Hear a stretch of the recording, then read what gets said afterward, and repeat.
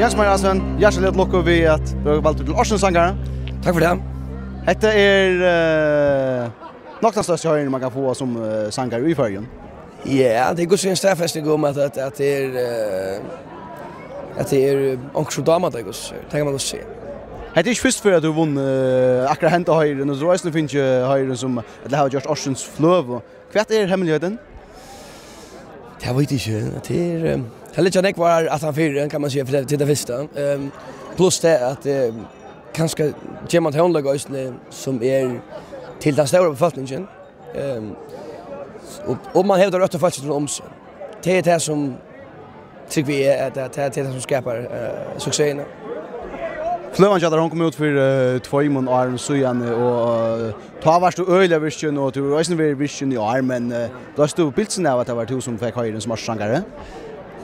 Ja, alltså för fjärde nu tar man blev tillnämnt till det så bara här sånt i rush för mig att det huxa med det just snake jag och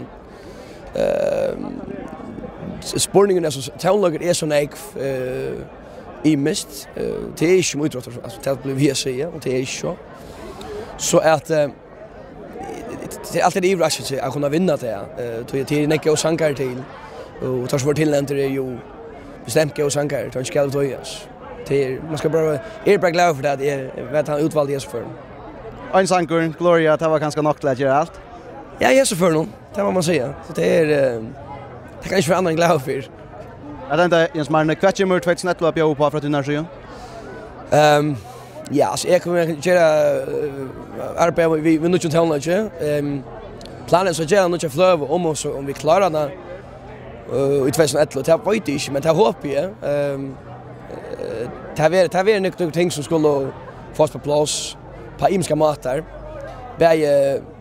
Vi kan sanka och vill och vill och ekonomi och sånt. Det allt det hänger samman och ta texterna till. Men kommer leverera så när flövan kommer ut i 2011 så är det bara Årsens flöv och Årsens sankar en affär. Ja, det är riktigt att säga.